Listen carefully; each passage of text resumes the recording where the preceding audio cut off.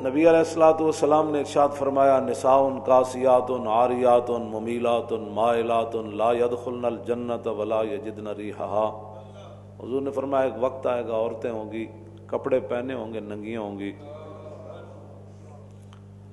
میرا یہ خطاب مسلمان خواتین سے ہے، اور اقبال نے بھی یہ میرے پاس کلیات پڑھی ہیں، اس نے بھی مخدرات اسلام کے ساتھ خطاب کیا، جس کے اندر اس نے کہا کہ فطرت تو جذبہ دارت بلند چشم ہوش از اسوہ زہرا مبند۔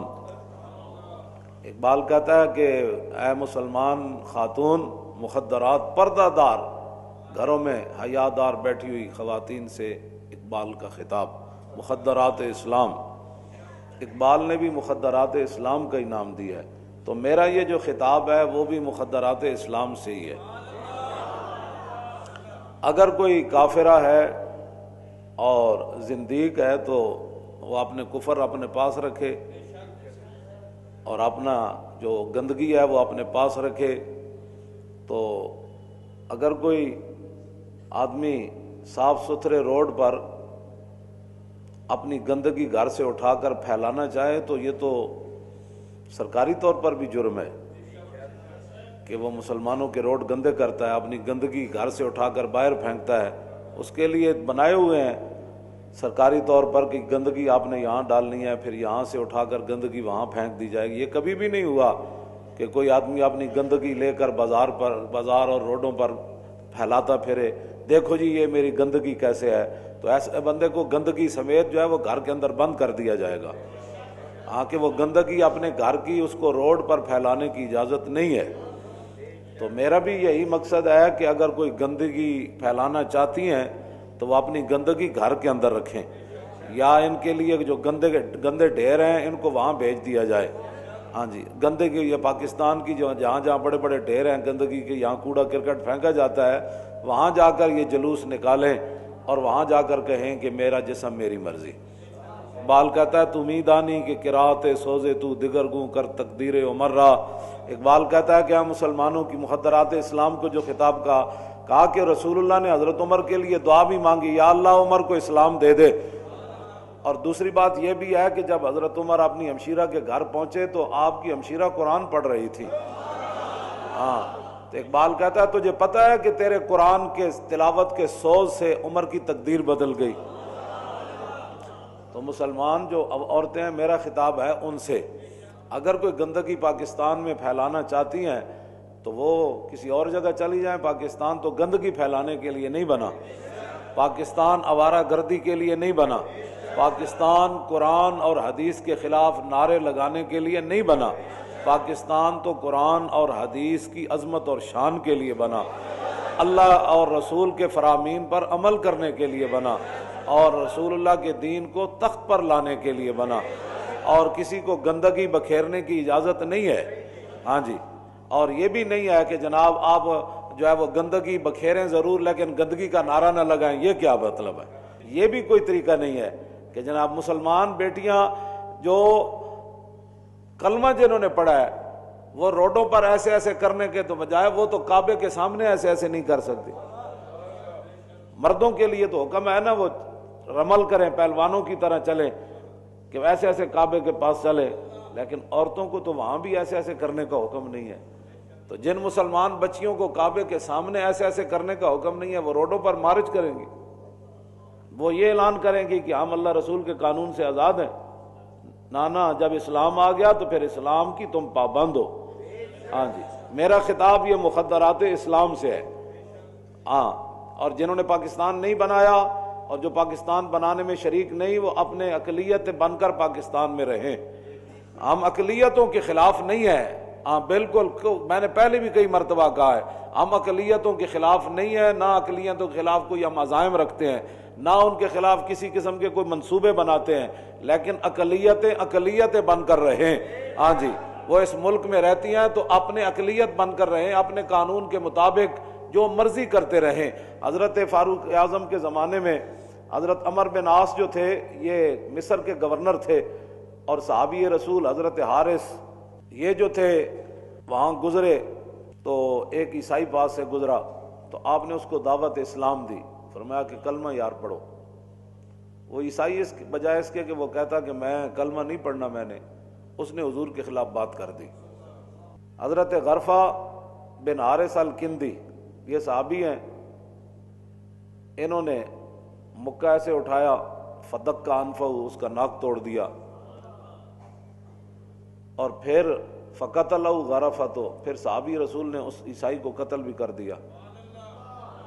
فرفع الی عمرو بن العاص، پھر مقدمہ حضرت عمر بن عاص کے پاس چلا گیا، تو آپ نے فرمایا آتیناہم العہد، فرمایا یہ تو ہماری اقلیت ہیں، ہم نے تو ان کو تحفظ میں رکھا ہوا ہے، آپ نے اقلیت کو کیوں قتل کر دیا؟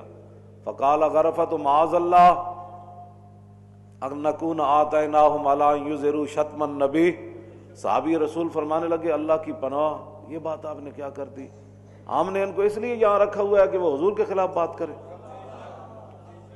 انما آتیناہم العہد، ہم نے ان کو یہ وعدہ کر رکھا ہے ان کے ساتھ کہ یہ اپنے عبادت گاہوں میں جائیں، یقولون ما بدا فیہم، جو مرضی اپنی عبادت گاہوں میں جا کر کریں، ہمیں اس پر کوئی اعتراض نہیں۔ وَاللَّہ نَحْمِلَهُمْ مَا لَا يُطِيقُونَ، اور ہم ان پر اس قسم کا ٹیکس کبھی نہیں لگائیں گے کہ جس کی یہ طاقت نہیں رکھتے۔ اور وَإِنْ أَرَادَهُمْ عَدُوٌّ قَاتَلْنَاهُمْ مِنْ وَرَائِهِمْ، اور اگر کوئی باہر سے آ کر ان پر حملہ آور ہوگا تو ہم ان کے آگے کھڑے ہو کر ان کا دفاع کریں گے۔ اور ہم نے ان کو یہ وعدہ دے رکھا ہے کہ اپنے احکام کے مطابق جیسے مرضی زندگیاں بسر کریں، ہاں اگر یہ چاہیں کہ ہم اللہ رسول کے حکم کے مطابق ان کے درمیان فیصلہ کریں تو پھر ہم اپنے قانون کے مطابق ان کے درمیان فیصلے کریں گے اگر یہ چاہیں۔ اور وَإِنْ غَيَّبُوا عَنَّا، اور اگر یہ ہمارا ملک چھوڑ کر جانا چاہتے ہیں تو لَمْ نَارِدْ لَهُمْ فِيهَا، ہم ان کے درمیان رکاوٹ بھی نہیں بنیں گے۔ یہ ہم نے ان کو یہاں حقوق دے رکھے ہیں، اپنے چرچوں میں جائیں، اپنی عبادتوں میں کانوں میں جائیں، جو مرضی کریں، اپنے رہن سہن، اپنے کپڑے جو مرضی یہ پہنیں، اور ہمارے ملک کے اندر ان پر کوئی زیادتی کرے گا تو ہم ان کا دفاع کریں گے، یہ اپنے دستور کے مطابق زندگیاں گزاریں۔ اور اگر یہ ہمارا ملک چھوڑنا چاہتے ہیں تو ہم ان کو روکیں گے بھی نہیں، جدھر دل کرے چلے جائیں۔ تو یہ ساری باتیں یہ تو ٹھیک ہے، لیکن ہم نے ان کو اس لیے پناہ نہیں دے رکھی کہ ہمارے آقا و مولا کے خلاف بات کریں۔ جب حضرت غرفہ بن حارث الکندی نے حضرت عمر بن عاص کے سامنے یہ گفتگو کی نا کہ آپ مجھے کیا بات کر رہے ہیں کہ ہم نے ان کو معاہدہ دے رکھا ہے، تو قال صدقتا، عمر بن عاص کہنے لگے بالکل ٹھیک بات آپ نے کہی ہے۔ یہ اقلیتیں یہ سن لیں، یہ 1400 سال پہلے ان کے بارے میں یہ فیصلہ ہے کہ ہمارے ملک میں رہیں، جیسے مرضی اپنے معاملات چلائیں، اپنے مذہب کے مطابق عمل کریں، اپنے رہن سہن جیسے رسم و رواج کریں، ہمیں کسی پر کوئی اعتراض نہیں، نہ ان پر کوئی زیادتی کرے گا۔ لیکن ہم نے ان کو اس لیے پناہ دے کر نہیں رکھی ہوئی کہ وہ دین کا مذاق اڑائیں، اس لیے ہم نے ان کو پناہ نہیں دے کر رکھی ہوئی کہ ہمارے خواتین، پردہ دار مسلمان عورتیں، حیادار عورتوں کو یہ غلط پٹیاں پڑھائیں کہ جسم میرا تو مرضی میری۔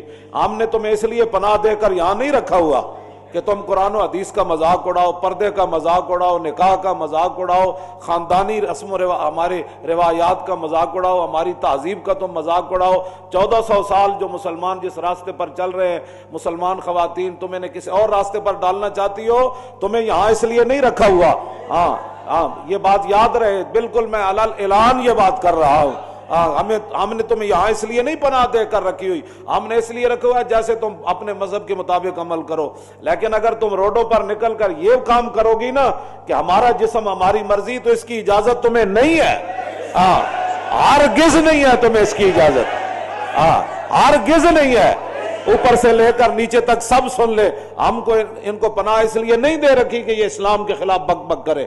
اپنے مرضی، اندر جو مرضی تم کرو، اندر تم اپنے جسم اپنی مرضیاں جیسے مرضی کرو، لیکن تو باہر نکل کر مسلمان عورتوں کو یہ بتانا چاہتی ہو کہ یہ نکاح تمہارے لیے پابندی ہے، نکاح تو سب سے بڑی ان کی عزت ہے کائنات کے اندر۔